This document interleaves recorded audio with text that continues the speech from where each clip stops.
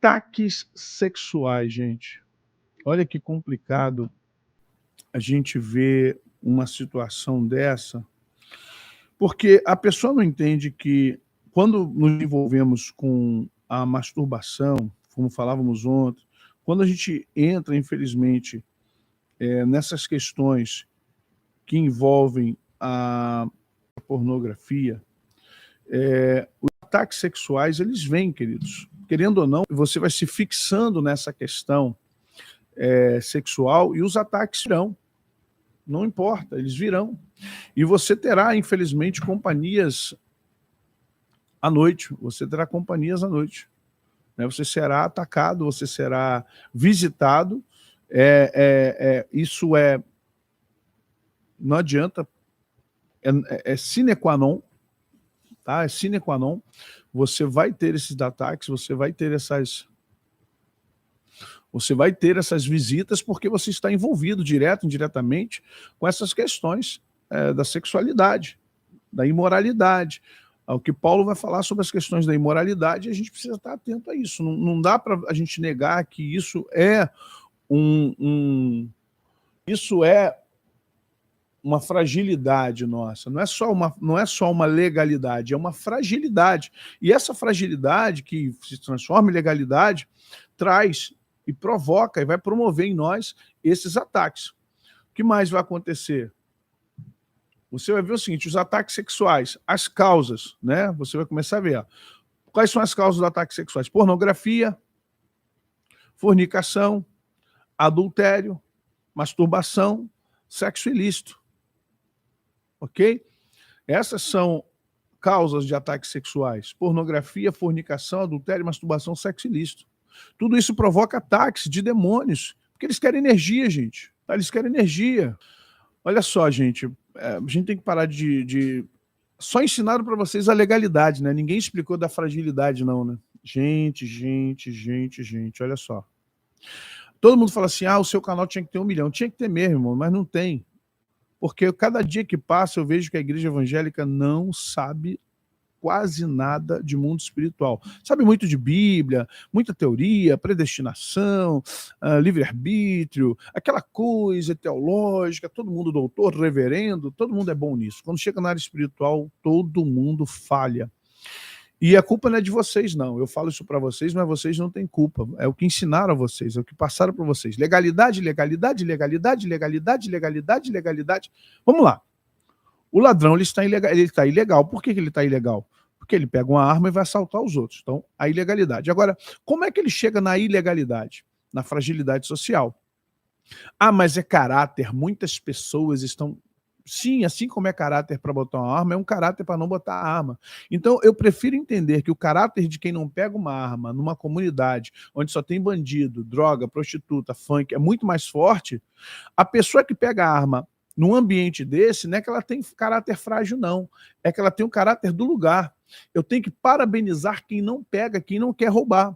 Eu tenho que aplaudir a pessoa que mora na comunidade, não fuma, não cheira, não prostitui, não anda com bandido, ele é bem-aventurado. Bem-aventurado o homem que não anda, não se detém, não se assenta no caminho dos pecadores, nem se assenta na roda dos escarnecedores. Então, essa pessoa tem que ser parabenizada. Eu não tenho que condenar o menino que pega um fuzil e que pega uma pistola, porque o ambiente onde ele está é propícia para isso. Eu tenho que parabenizar o que não faz. Então, vamos lá. A legalidade do bandido tem a ver com a sua fragilidade social. E eu não estou aqui com papo de socialista, esquerdista, não. Eu estou falando de uma realidade porque eu evangelizei e conheço muitas favelas e muitas comunidades. E vou dizer para você, é muito fácil eu daqui da minha vida boa, de classe média, né, de onde eu estou, na minha segurança, com plano de saúde, com internet, com equipamento, é muito fácil daqui eu dizer que o cara tem um mau caratismo, quando eu não vivo a realidade dele. É muito fácil eu daqui da minha segurança dizer que a pessoa é fraca, quando eu não criei meus filhos dentro de uma favela, dentro de uma comunidade. A gente criando num lugar melhor, os filhos se perdem, vai fumar, vai beber, vai experimentar a prostituição. Então por que quem está lá dentro... Então vamos entender uma coisa. O diabo, ele cria em você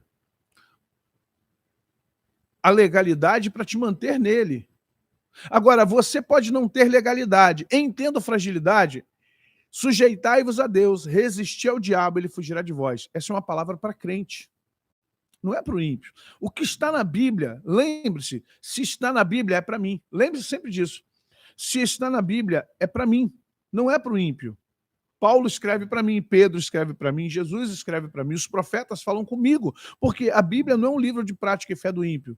A Bíblia é um livro de prática e prática para o José Maurício e para o cristão. Então, se ele diz para eu me sujeitar a Deus, resistir ao diabo, que ele foge de mim, significa que se eu não me sujeitar a Deus, eu terei fragilidades emocionais, fragilidades sexuais,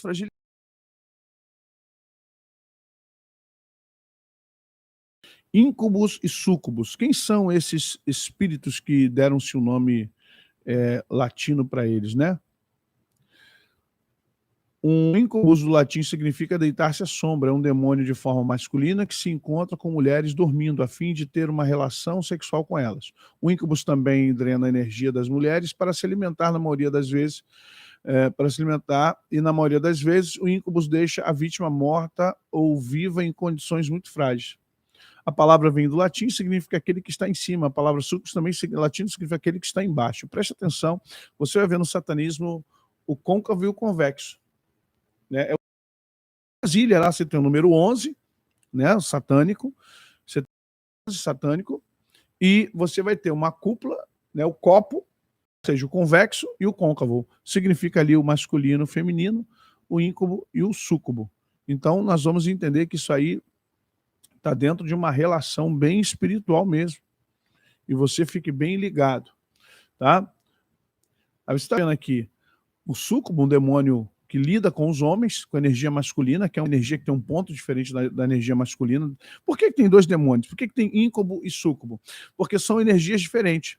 Tá? A energia masculina é uma, a energia feminina é outra. São duas energias nesse sentido. Sim, Fernanda, afeta a sua fragilidade, sim. Vocês são uma só carne. Então, o que acontece com um afeta o outro.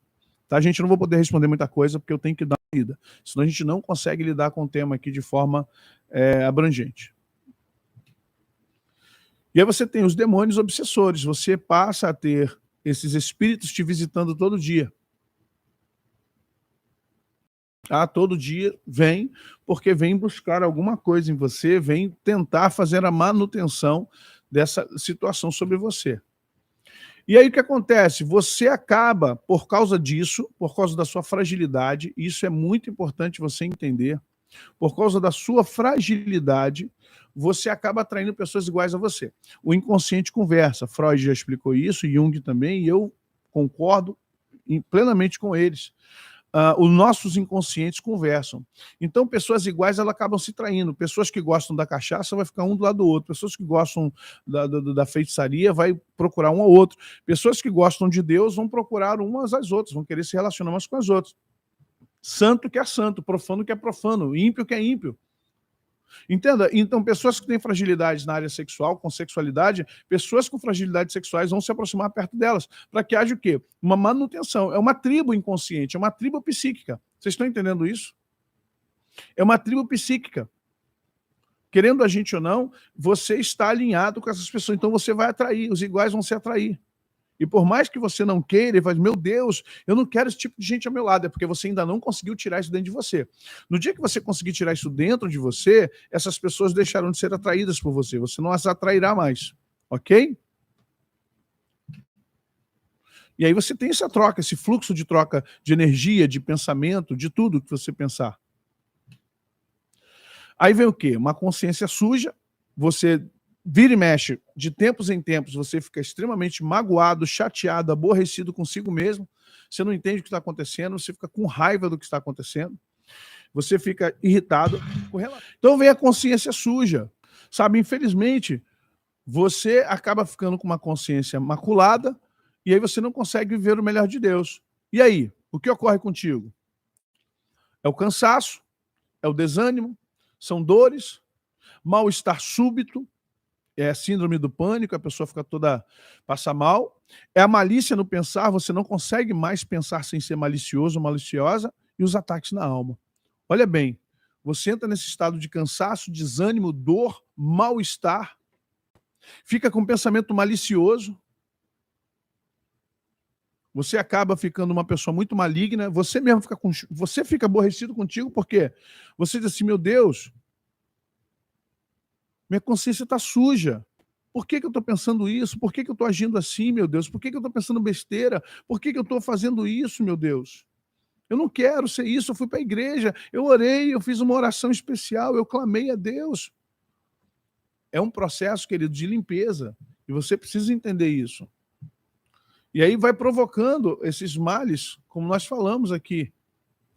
Sabe? E aí você começa a entender que isso vai ocorrendo com você. São os cansaços, os desânimos, as dores, mal-estar que você tem do nada, uma síndrome do pânico, vou chamar mais um transtorno de ansiedade generalizada, uma malícia no pensar e, acima de tudo, ataques na alma. Você começa a ser atacado.